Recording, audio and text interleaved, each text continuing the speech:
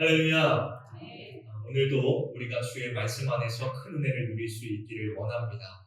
여러분, 우리는 지금 3주 동안, 오늘까지 하면 3주죠. 예수님께서 마태복음 5장을 통하여서 말씀하고 계시는 팔복에 관해서 계속 살펴보고 있습니다. 첫 번째 시간 어떤 사람에 대해서 나누는지 기억하시나요?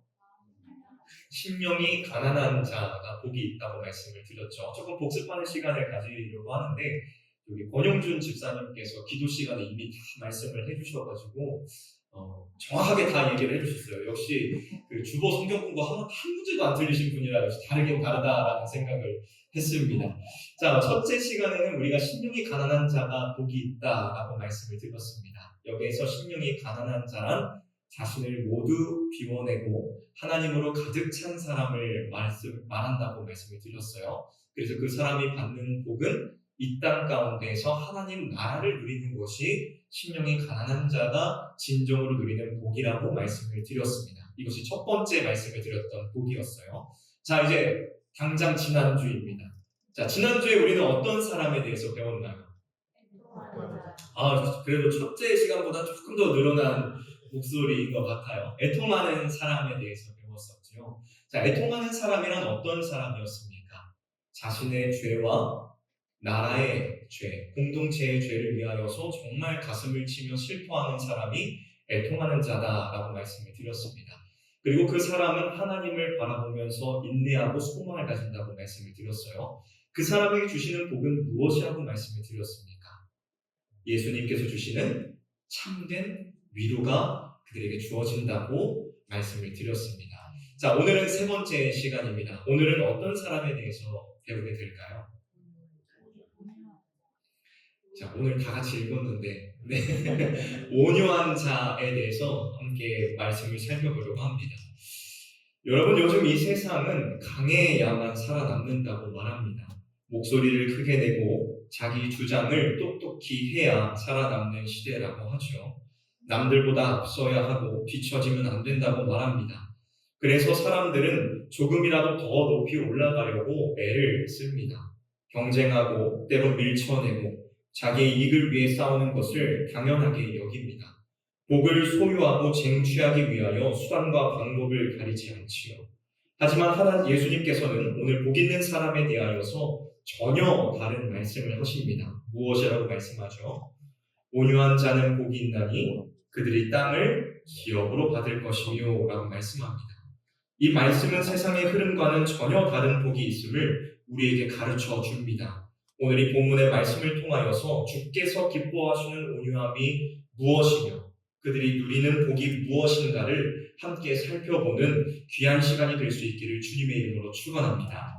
세 가지를 살펴보기를 원하는데요. 첫 번째는 온유란 낮아진 자리에서 하나님을 기다리는 믿음을 말하는 것입니다. 여러분, 일반적으로 온유라는 말을 들으면 대개 성품이 부드럽고 조용한 사람, 다정하고 말이 없는 사람을 떠올릴 것입니다. 하지만 성경이 말씀하고 있는 온유는 그것보다 훨씬 더 깊은 의미를 담고 있습니다. 성경은 온유를 단순히 성격적인 특성이 아닌 하나님을 향한 믿음의 태도와 연관지어 설명하고 있습니다. 먼저 예수님께서 사용하신 이 온유한 자들이라는 단어는 시편 37편 11절 말씀을 배경으로 하고 있습니다. 우리가 한번 찾아볼까요? 시편 37편 11절 말씀입니다. 시편 37편 11절 말씀입니다. 구약 성경 828페이지에 있습니다. 시편 37편 11절 말씀 우리가 다 같이 한 목소리를 읽도록 하겠습니다. 찾으셨나요? 읽도록 하겠습니다. 시작. 그러나 온유한 자들은 땅을 차지하며 풍성한 화평으로 즐거워하리로다. 아멘. 이 시편에서 말씀하고 있는 이 온유한 자는 외적으로 억눌리고 고난받는 자들입니다.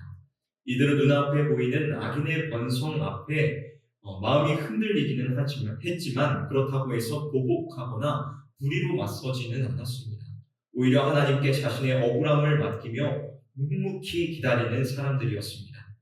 여러분, 이 온유는 단순히 태생적으로 조용하고 착한 사람이 아니라 자신의 힘으로는 아무것도 할 수 없는 낮은 자리에서 하나님의 약속을 굳게 붙들고 참고 기다리는 믿음의 자세인 것입니다. 성경은 이러한 온유함을 또 다른 방식으로도 표현했습니다. 이사야 61장 1절에서 가난한 자에게 아름다운 소식을 전하게 하려 하시며 라고 할 때에 여기에서의 가난한 자가 바로 이 온유한 자와 같은 뿌리를 두고 있는 단어입니다. 즉 온유한 자란 영적으로 가난한 자로서 자신을 낮추고 주님만을 의지하는 그러한 사람들인 것입니다. 세상의 시선으로 보면 이들은 참으로 약한 자들입니다. 권력도 없고 자랑할 것도 많지 않으며 억울한 일을 겪기도 하고 때로는 침묵 속에서 손해를 감수해야 하는 그러한 자리에 살아갑니다. 그러나 이들은 결코 무기력한 사람들은 아닙니다. 이들은 하나님께서 반드시 의를 세우시고 악을 심판하실 것을 믿는 사람들입니다. 그래서 그들은 직접 보복하거나 분노에 휘둘리지 않고 성실과 화평의 길을 묵묵히 걸어갑니다.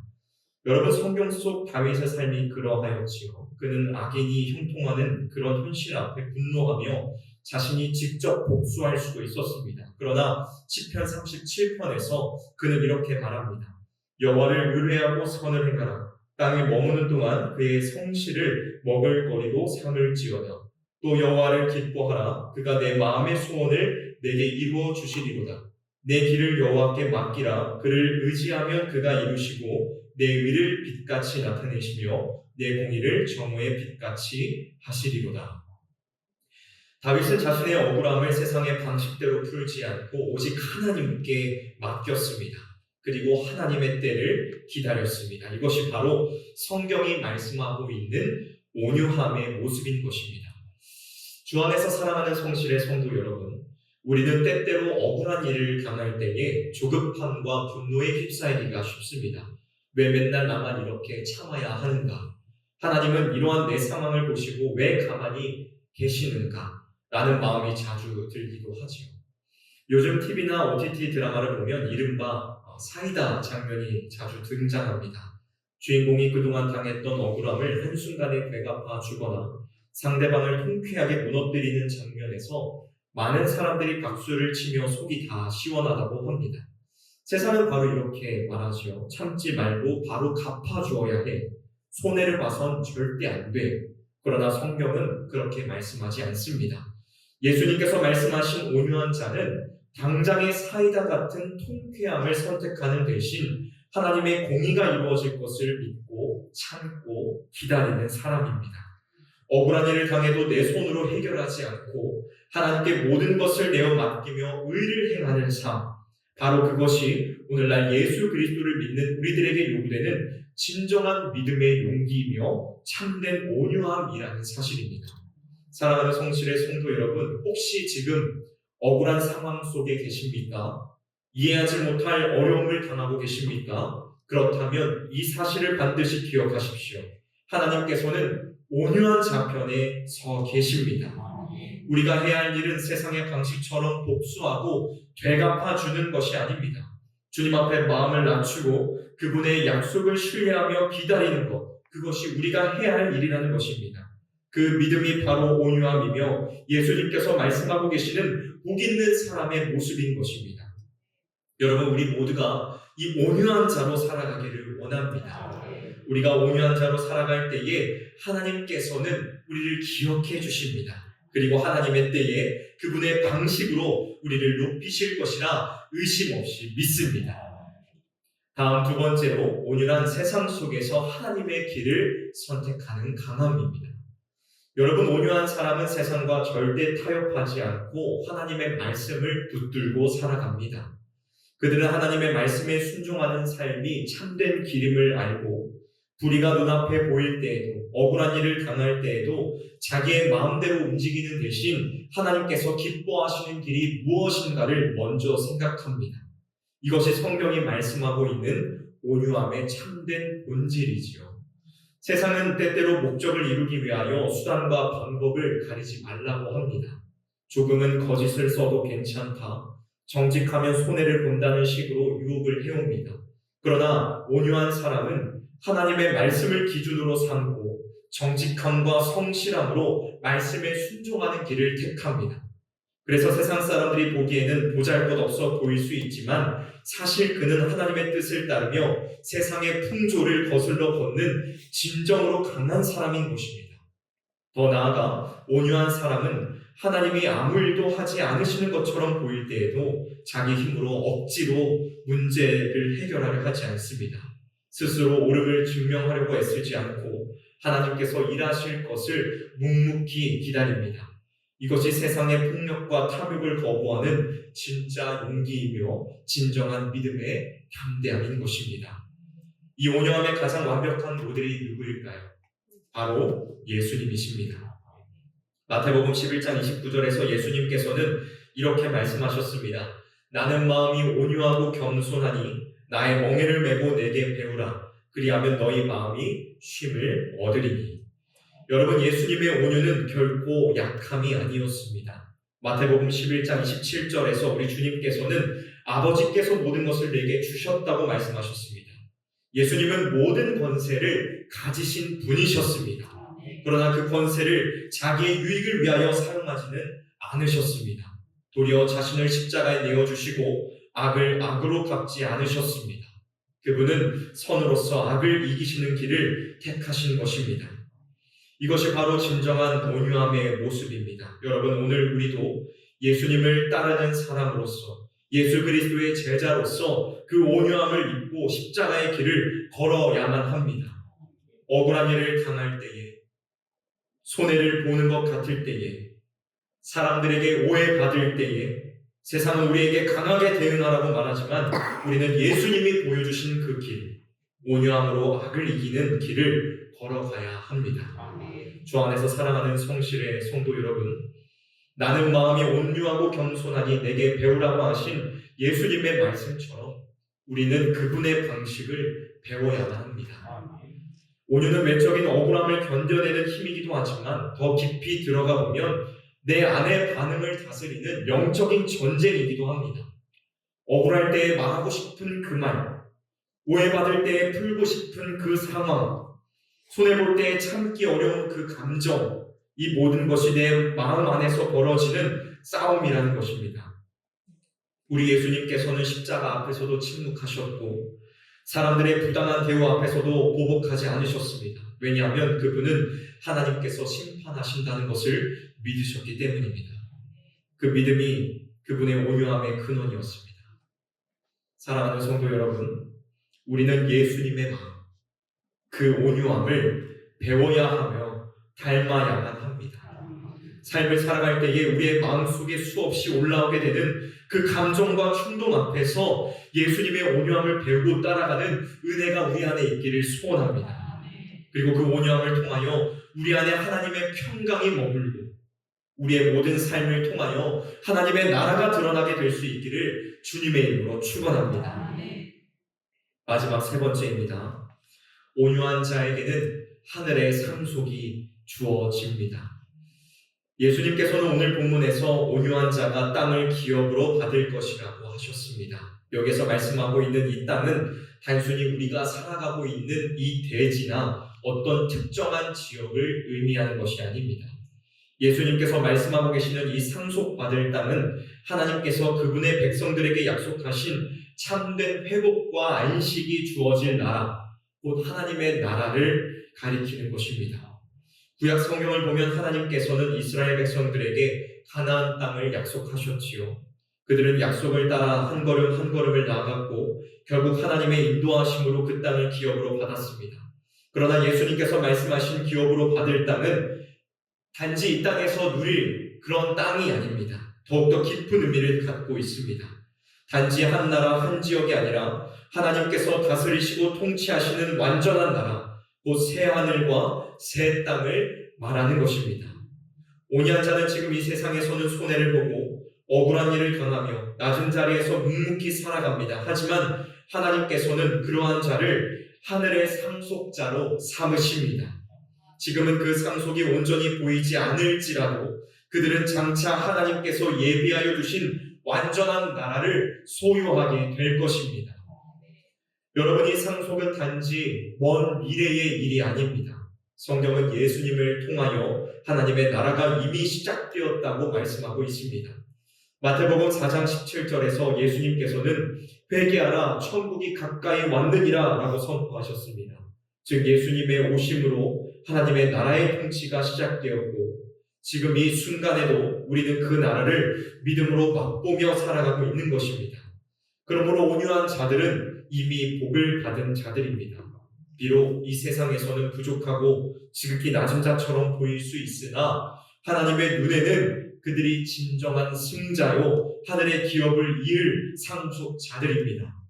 여러분, 이 복은 현재와 미래를 모두 포함합니다. 지금은 고난 중에 있다고 할지라도 하나님의 평강과 위로를 누리며 앞으로는 새 하늘과 새 땅에서 완전한 하나님의 나라를 유업으로 누리게 될 것입니다. 성경은 이 약속이 반드시 우리에게 이루어질 것이라고 말씀하고 있습니다. 요한계시록 21장 7절 말씀을 우리가 함께 찾아보도록 하겠습니다. 요한계시록 21장 7절 말씀입니다.